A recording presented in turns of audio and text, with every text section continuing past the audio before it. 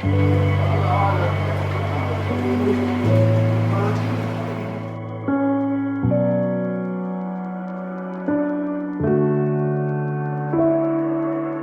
മാഡമായിട്ട് ഈ ഓഫീസിൽ വന്നതിന് ശേഷമാണ് കൂടുതൽ അടുത്തിടപെടാൻ സാധിച്ചത്. മുമ്പ് ഒരുമിച്ച് ജോലി ചെയ്തിട്ടുണ്ടായിരുന്നില്ല. ഈ ഓഫീസിൽ സഹകരണ വകുപ്പിന് ഏറ്റവും പ്രതിസന്ധി ഉണ്ടായ ഒരു കാലഘട്ടത്തിലാണ് ഞങ്ങൾ രണ്ടുപേരും ഇവിടെ ഈ ഓഫീസിൽ ജോയിൻ ചെയ്തത്. സിന്ധുവിനെ കുറിച്ചുള്ള എൻ്റെ ഓർമ്മകൾ എന്ന് പറയുമ്പോൾ, ഒരു 3 വർഷക്കാലം സിന്ധു തലപ്പള്ളി അസിസ്റ്റൻറ്റ് രജിസ്ട്രാറായിരിക്കുകയും ഞാൻ തലപ്പള്ളി അസിസ്റ്റൻറ്റ് ഡയറക്ടറായിരിക്കുന്ന സമയത്ത് ഒരുമിച്ചുള്ള ഒരു യാത്രകളും, അതിലുപരി 2000-ൽ സിന്ധു സർവീസിൽ വരുന്ന സമയത്ത് നവംബറിലോ മറ്റോ ആണ് സർവീസിൽ വന്നത്. ആ കാലങ്ങളിൽ തൊട്ട് ഞങ്ങൾ ഏറ്റവും അടുത്ത, ഒരു വിധത്തിൽ പറഞ്ഞാൽ ഏറ്റവും ആത്മാർത്ഥ സുഹൃത്തുക്കൾ തന്നെയായിരുന്നു. സിന്ധുവിൻ്റെ റിട്ടയർമെൻറ്റ് സർവീസിൽ നിന്നുള്ള റിട്ടയർമെൻറ്റിന് ശേഷവും ഞങ്ങൾ അടുത്ത സുഹൃത്തുക്കൾ തന്നെയായിരിക്കും.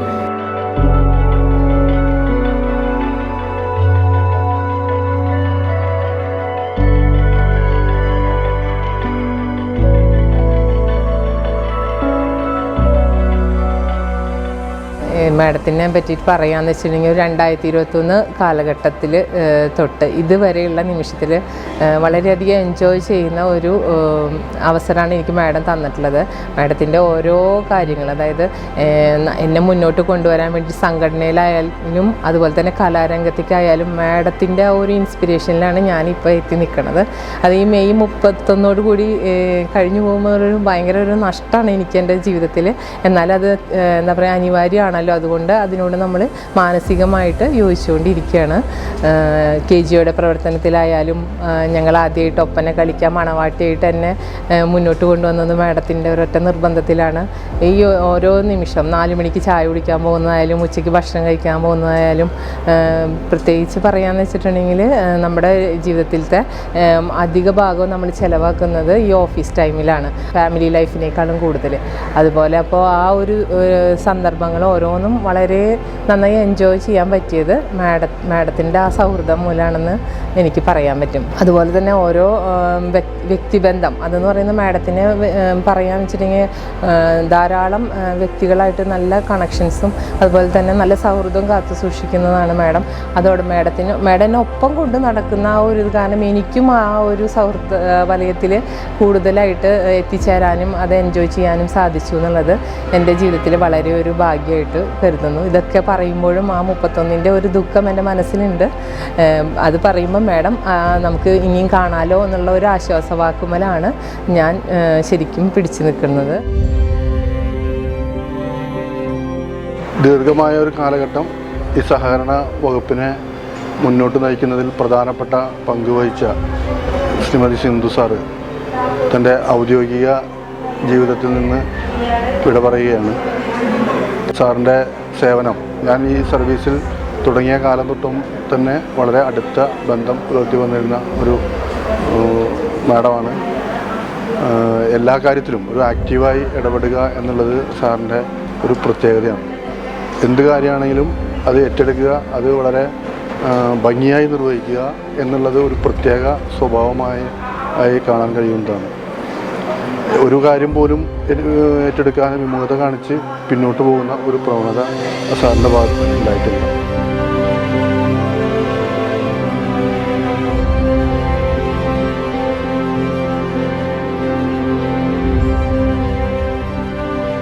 വകുപ്പിൻ്റെ പൊതുവായ കാര്യങ്ങളാണെങ്കിലും അതുപോലെ തന്നെ ഇതര കാര്യങ്ങളിലും വളരെ ആക്റ്റീവായി ഇടപെടുന്ന ആളാണ്.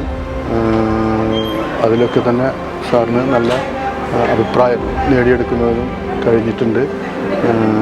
കായിക സാഹിത്യ പ്രവർത്തനങ്ങൾ വളരെ അഭിമാനപരമായ ഇടപെടൽ നടത്താൻ കഴിഞ്ഞ ഒരു വ്യക്തി കൂടിയാണ്. സ്വന്തമായി പുസ്തകം രചിക്കുകയും ആ പുസ്തകം പ്രസിദ്ധപ്പെടുത്താൻ കഴിയുകയും ചെയ്യുക എന്നുള്ളത് അപൂർവം ആളുകൾക്ക് മാത്രം നേടാൻ കഴിയുന്ന ഒരു നേട്ടമാണ്. ആ നേട്ടത്തിന് ഉടമയാണ് എന്നുള്ളത് പ്രത്യേകം എടുത്ത് പറയേണ്ടതാണ്. പൊതുവിൽ പറഞ്ഞാൽ വകുപ്പിൻ്റെ എല്ലാ പ്രവർത്തനങ്ങളിലും എല്ലാ രീതിയിലും നല്ല രീതിയിൽ ഇടപെട്ട് പോയിട്ടുള്ള സാറിൻ്റെ വേർപാട് അല്ലെങ്കിൽ സാറിന് വിരമിക്കുന്നത് തീർച്ചയായും സഹകരണ വകുപ്പിന് ഒരു തീരാ നഷ്ടം തന്നെയാണ്.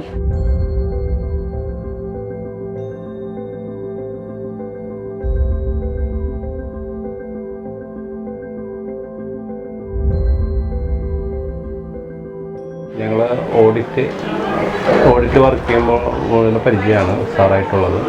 ഓഡിറ്റിൽ ഞങ്ങൾ ഒരുമിച്ച് വർക്ക് ചെയ്തിട്ടുണ്ട്. അതിനുശേഷം കടപ്പള്ളി എയർ ഓഫീസിൽ ഞാൻ ഇൻസ്പെക്ടർ ആയിരുന്നപ്പോൾ സാറ് അവിടെ അസിസ്റ്റൻ്റ് സാറായിരുന്നു.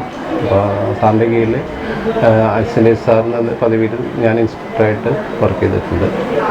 പിന്നീട് ഈ ഓഫീസിൽ JR ഓഫീസിൽ ഡെപ്യൂട്ടി എയർ പ്ലാനിംഗ് ആയിട്ടും ഡെപ്യൂട്ടി ഡിസൈനറായിട്ടും സാറ് വർക്ക് ചെയ്തിട്ടുണ്ട്. അപ്പോൾ സാറിൻ്റെ ഒപ്പം ഇത്രയും ഒരു എൻ്റെ സർവീസിൻ്റെ ഇനീഷ്യൽ സ്റ്റേജിലും പിന്നീട് ഇൻസ്പെക്ടർ എന്ന രീതിയിലുള്ള സ്റ്റേജിലും ഇപ്പോൾ JR ഓഫീസിൽ പ്രധാനപ്പെട്ട സെക്ഷൻ കൈകാര്യം രീതിയിലും സാറിനോടൊപ്പം വർക്ക് ചെയ്യാനുള്ള ഒരുപാട് അവസരം ഉണ്ടായിട്ടുണ്ട്. സാറിൻ്റെ ഒരു പ്രവർത്തന മേഖല ശരിക്കും സാഹിത്യവുമായിട്ട് ബന്ധപ്പെട്ടുള്ള ഒരു പ്രവർത്തന മേഖല സാറിൻ്റെ പണ്ട് തൊട്ടേ സാറിൻ്റെ അഭിരുചികളും ഒക്കെയും ഒഫീഷ്യൽ ലൈഫിനോടൊപ്പം തന്നെ സാറിൻ്റെ വ്യക്തി ലൈഫും ഒരുമിച്ച് കൊണ്ടുപോകുന്ന ഒരു വ്യക്തിത്വമാണ് സാറ്. അതായത് യാത്രകളും കഥാരചനകളും മറ്റുള്ള കാര്യങ്ങളായിട്ട് ഒഫീഷ്യൽ ലൈഫും പേഴ്സണൽ ലൈഫും ഒരുപോലെ കൊണ്ടു നടക്കാൻ പറ്റുന്ന ചില വ്യക്തിത്വങ്ങൾ കണ്ടിട്ടുള്ളത് സാറ് ഒരു ഉദാഹരണമാണ്. അത് എല്ലാവർക്കും പറ്റുന്നതാണ്. എത്രയും ടെൻഷനുള്ള ഒരു ഒഫീഷ്യൽ ലൈഫിൽ നമുക്ക് വ്യക്തിപരമായ കാര്യങ്ങൾക്ക് വേണ്ടി, ഫാമിലിക്ക് വേണ്ടി, യാത്രകൾക്ക് വേണ്ടി, സ്വന്തം കഥാരചനകൾക്ക് വേണ്ടി, സാഹിത്യത്തിന് വേണ്ടി ഒരുപാട് സമയം കണ്ടെത്താൻ സാറിന് കഴിഞ്ഞിട്ടുള്ളത് വളരെ നല്ലൊരു കാര്യമാണ്.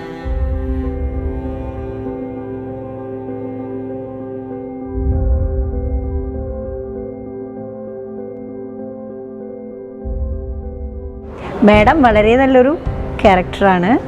കൂടാതെ മാഡത്തിന് കലയോട് വളരെയധികം താല്പര്യം എനിക്ക് മനസ്സിലായിട്ടുണ്ട്. ഇപ്പോൾ ഞങ്ങളൊരു ചെറുതായിട്ടൊരു ഡാൻസിൻ്റെ ഒരു കൂട്ടായ്മ സംഘടിപ്പിച്ചിട്ടുണ്ട്. അതിൽ ഒരുമിച്ച് ഞങ്ങൾ ഡാൻസ് ചെയ്യുന്നുണ്ട്.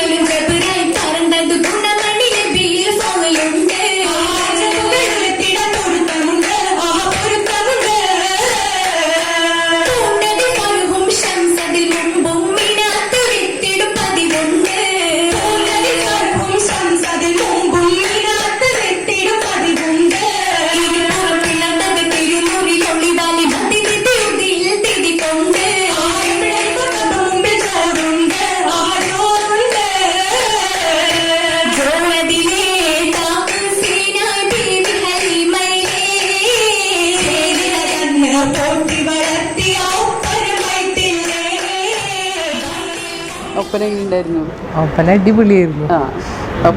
മാഡം എന്നെ നിർബന്ധിച്ച് ഇതിലേക്ക് കൊണ്ടുവന്ന ആദ്യമായിട്ട് എൻ്റെ ജീവിതത്തിലത്തെ ഒരു എന്താ പറയുക, ഒരു അസുലഭ നിമിഷം എന്ന് പറയാം. എന്താണെന്ന് വെച്ചിട്ടുണ്ടെങ്കിൽ ഡാൻസിലേക്കൊന്നും പോവാതിരുന്ന് തന്നെ മാഡത്തിൻ്റെ ആ ഒരു എന്താ പറയുക ഇൻസ്പിറേഷനിൽ ഞാൻ കയറി വന്നതാണ്. പക്ഷെ നല്ല രസമായില്ലേ, മണവാട്ടിയൊക്കെ ആയിട്ട് കാണാൻ എന്ത് ഭംഗിയായിരുന്നു. 2021 തൊട്ടാണ് എൻ്റെ ജീവിതത്തിലത്തെ ഒരു വഴിത്തിരിവ് എന്ന് പറയാം. മാഡാണ് അതിന് കാരണക്കാരിയായത്. മാഡത്തിനോട് തിരിഞ്ഞു പോയാൽ 2021 തൊട്ടുള്ള ലൈഫ് എന്ന് പറയുന്നത് ഈ സർവീസിൽ ഏറ്റവും ഒരു എന്താ പറയുക സുലഭമായൊരു നിമിഷങ്ങളായിട്ടാണ് ഓരോ നിമിഷം ഞാൻ കാണുന്നത്. നമ്മൾ ശരിക്കും നമ്മൾ രണ്ടുപേരും ഇവിടെ നമ്മൾ ക്യാൻറ്റീനിൽ പോകുമ്പോഴും ചായ കുടിക്കാൻ പോകുമ്പോഴൊക്കെ എല്ലാവരും പറഞ്ഞു ശരിക്കും കോളേജ് ലൈഫ് എൻജോയ് ചെയ്യുന്ന പോലെയാണ്. അത് ഭയങ്കര ഭാഗ്യമാണ്, സർവീസിലെ ഏറ്റവും വലിയൊരു ഭാഗ്യമാണ് അതുപോലൊരു സുഹൃത്തിനെ കിട്ടാനും. ശരിക്കും കോളേജ് ലൈഫൊക്കെ വീണ്ടും ജീവിതത്തിൽ വന്ന പോലെയാണ്. അതുപോലെയാണ് എത്ര സ്ട്രെസ്സും ജോലി ഭാരങ്ങളുണ്ടെങ്കിലും അതിൻ്റെ ഇടയ്ക്ക് കുറച്ച് നിമിഷങ്ങൾ എൻജോയ് ചെയ്ത് ഉച്ചഭക്ഷണത്തിൻ്റെ സമയമാണെങ്കിലും ചായ കുടിക്കുന്ന സമയമാണെങ്കിലും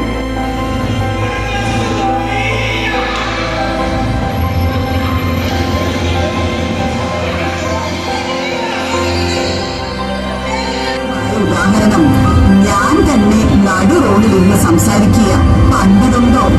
ഞങ്ങൾ സ്ത്രീ സമൂഹം സർവ്വ മേഖലകളിലും സ്വയം പര്യാപ്തം നേടിക്കഴിഞ്ഞു. എന്താ എന്ന് ചോദിച്ചാൽ ഏതൊരായിട്ട് തിരിച്ചു ചോദിക്കുവാനുള്ള ചങ്കൂറ്റമുണ്ടെന്ന് പെണ്ണിന്. ഏത് പാതിരായ്ക്കും റോഡിലൂടെ സഞ്ചരിക്കാം, എങ്ങോട്ട് വേണമെങ്കിലും ഒറ്റയ്ക്ക് സഞ്ചരിക്കാം, ഒന്നും സംഭവിക്കില്ല.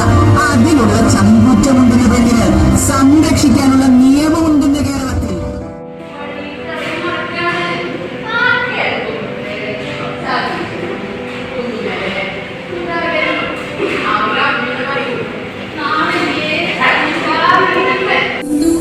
എഴുതിയ നോവലായ തിരുവാണി എന്ന പുസ്തകമാണ് പ്രകാശനം ചെയ്യുന്നത്. തൃശൂർ ജില്ലക്കാരിയായ Shrimati Sindhu just for a drive എന്ന സമാഹാരവും തയ്യൽ മെഷീൻ എന്ന കവിതാ സമാഹാരവും പ്രസിദ്ധീകരിച്ചിട്ടുണ്ട്. കൂടാതെ കെയർ ഹോം പദ്ധതിയുമായി ബന്ധപ്പെട്ട പ്രളയം, അതിജീവനം, സഹകരണ പ്രസ്ഥാനങ്ങളിലൂടെ എന്ന ഡോക്യുമെന്ററി ഫിലിമിനെ ഗാനരചനയും തിരക്കഥയും എഴുതി നിർമ്മിച്ചിട്ടുമുണ്ട്. തിരുവാണി നോവൽ പ്രകാശനം ചെയ്തതിന് ബഹുമാനപ്പെട്ട സഹകരണ വകുപ്പ് secretary Shrimati mini Antony IAS അവർ പാലക്കാട് ജില്ലാ കളക്ടർ ഡോക്ടർ S ചിത്ര അവർക്ക് നൽകി പ്രകാശനം ചെയ്തു.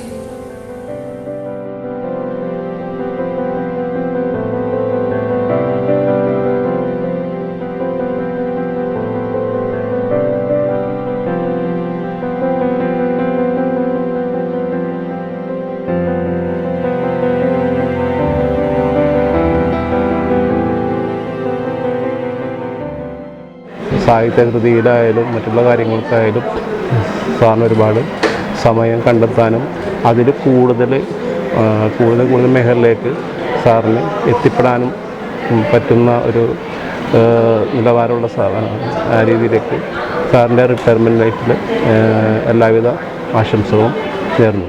ഈ മാഡത്തിന് ഇനി തുടർന്നുള്ള റിട്ടയർമെൻറ്റ് ജീവിതത്തിൽ എല്ലാവിധ ആശംസകളും നൽകുന്നു. മാഡം സാഹിത്യപരമായിട്ടും സംഘടനാപരമായിട്ടൊക്കെ ഒരുപാട് പ്രവർത്തന മേഖലയുള്ള ആളാണ്. അതുവഴി ഇനി തുടർന്നുള്ള ജീവിതവും നല്ല രീതിയിൽ മുന്നോട്ട് കൊണ്ടുപോകാൻ മാഡത്തിന് കഴിയട്ടെ എന്ന് ആശംസിക്കുന്നു. റിട്ടയർമെൻറ്റ് ജീവിതത്തിന് ശേഷവും സിന്ധുവിന് എല്ലാവിധ സന്തോഷവും സമാധാനവും ജീവിതത്തിലുണ്ടാകട്ടെ. സിന്ധുവിനും മക്കൾക്കും എല്ലാവിധ നന്മകളും നേർന്നുകൊണ്ട് ഞാൻ എൻ്റെ വാക്കുകൾ നിർത്തുന്നു.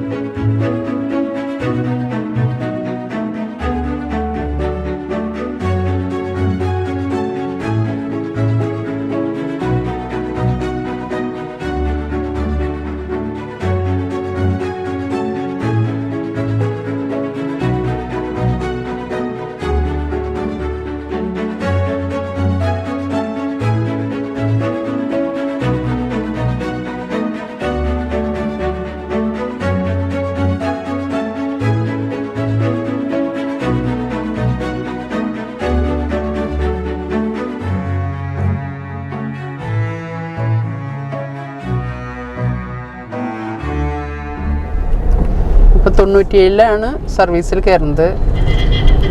97 സർവീസിൽ കയറുമ്പോൾ എനിക്ക് സൈക്കിൾ ചോട്ടാൻ പോലും അറിയായിരുന്നില്ല. പക്ഷേ ഭയങ്കര ആഗ്രഹമായിരുന്നു. പ്രത്യേകിച്ചും ലേഡീസൊക്കെ വാഹനം ഓടിച്ച് പോകുന്നത് കാണുമ്പോൾ ഉള്ളൊരാഗ്രഹം. അപ്പം അങ്ങനെ പഞ്ചായത്തിലാണ് ഞാൻ ആദ്യം ജോലിയിൽ കയറുന്നത്. അരിമ്പൂര് പഞ്ചായത്ത്, സ്വന്തം പഞ്ചായത്തിലായിരുന്നു. LD ക്ലർക്കായിട്ടാണ് കയറിയത്. അപ്പോൾ അവിടെ ഉച്ചയ്ക്ക് കിട്ടുന്ന സമയത്ത് ഞാൻ പഞ്ചായത്തിൻ്റെ ബാക്കിലുള്ള ഒരു ഗ്രൗണ്ടിലാണ് 2 വീലർ ഓടിക്കാൻ പഠിച്ചത്. 2 വീലർ പഠിച്ച് പിന്നെ കുറച്ച് കഴിഞ്ഞപ്പോൾ പിന്നെ കാർ ഓടിക്കുന്ന സ്ത്രീകളെയൊക്കെ നോക്കി കാണുമ്പോൾ ഭയങ്കര ഒരു ആഗ്രഹമായിരുന്നു. ഇതുപോലെ വണ്ടി ഓടിക്കാൻ എന്നാ പറ്റുക എന്നുള്ളൊരാഗ്രഹം. പിന്നെ നോക്കുക. അപ്പം എനിക്ക് ഭയങ്കര പേടിയുള്ള ആളാണ് സത്യത്തിൽ. ഭയങ്കര പേടിയാണ്. റോഡിലൊക്കെ ഇപ്പോഴും വേറെ ആരുടെങ്കിലും കൂടെ വണ്ടിയിൽ പോകുമ്പോൾ എനിക്ക് ഭയങ്കര പേടിയാണ്. സ്പീഡൊക്കെ പേടിയാണ്. പക്ഷെ ഞാൻ തന്നെ നല്ല സ്പീഡിൽ അത്യാവശ്യം ഇതിലൊക്കെ പോവും. ഇത്രയും വർഷങ്ങളായി അങ്ങനെ പേടിയൊന്നുമില്ലേ വണ്ടി ഓടിക്കാൻ. പക്ഷേ അപ്പോൾ പേടി തോന്നിയപ്പോൾ ഞാൻ സ്വയം ഇങ്ങനെ ആലോചിച്ചു തുടങ്ങി, എന്തിനിങ്ങനെ പേടിക്കണത്. നോക്കുമ്പോൾ അന്ന് ഞാൻ നോക്കി കണ്ടിട്ടുള്ളത് ഒരു പ്രിയദർശിനി വനിതാ ട്രാൻസ്പോർട്ട് ബസ് ഉണ്ടായിരുന്നു. അത് ഈ വഴിക്ക് ഓടുന്നൊരു ബസ്സായിരുന്നു, കാഞ്ഞാണി വഴിക്ക് തൃശ്ശൂരിൽ നിന്ന്. ഞാൻ നോക്കുമ്പോൾ അതിൽ അതിലത്തെ സ്ത്രീ അവരിരുന്ന് വണ്ടി ഓടിക്കുക. ഇവർക്ക് എത്രയ്ക്കുള്ള വിദ്യാഭ്യാസ യോഗ്യത ഇതൊക്കെയുള്ളൂ. അവരും വണ്ടി ഓടിക്കണ്ടല്ലോ. ഞാൻ ഈ വലിയ ഉദ്യോഗസ്ഥ എന്നൊക്കെ പറഞ്ഞിട്ട് ഒരു വണ്ടി ഓടിക്കാനുള്ള ഒരു കപ്പാസിറ്റി പോലും എനിക്കില്ലേ. എപ്പോഴും അങ്ങനെ നോക്കി.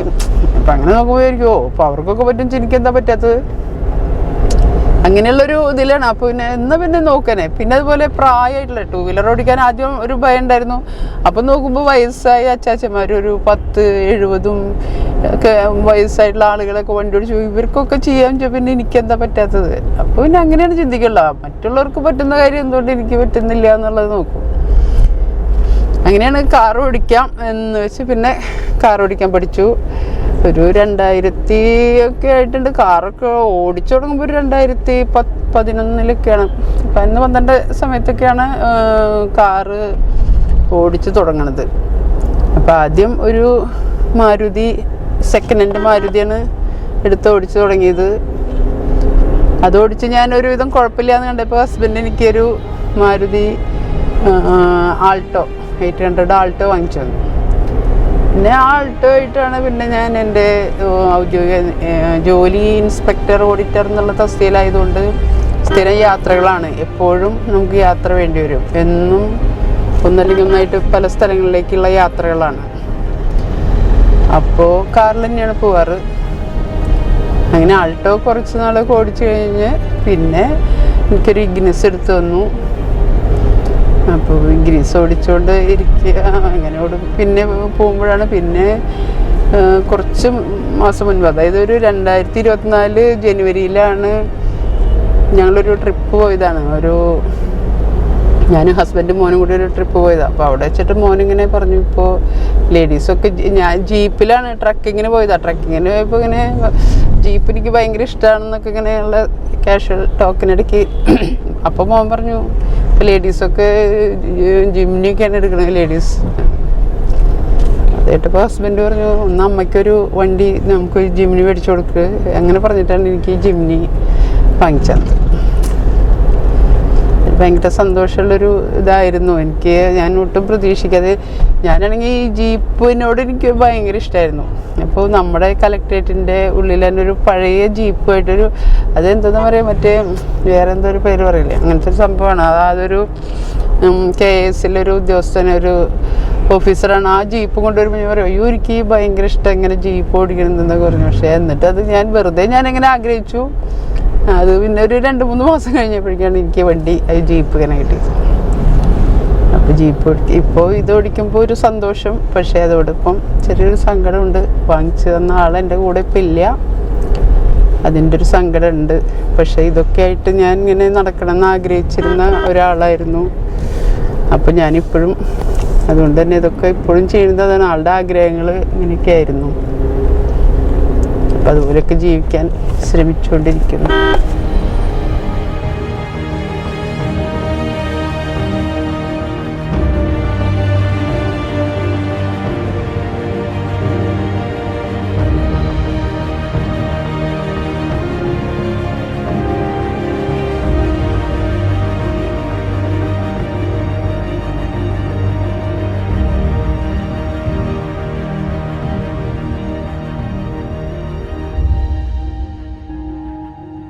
അത് കൃത്യമായിട്ട് എന്തായിരുന്നു എന്ന് ഞാൻ പറയാം. ഇന്ത്യയിലെ 14 പ്രധാനമന്ത്രിമാരിൽ ഒരാൾ മാത്രമാണ് സ്ത്രീ. 15 പ്രസിഡന്റുമാരിൽ ഒരാൾ മാത്രമാണ് സ്ത്രീ. മികച്ച സ്ത്രീകൾ ഇല്ലാതിരുന്നിട്ടോ? അതോ ആരോ അവളുടെ സ്വപ്നത്തിന് പരിധിയും കാലാവധിയും നിശ്ചയിക്കുന്നതുകൊണ്ടോ? Who decides the expiry date of a woman's dream?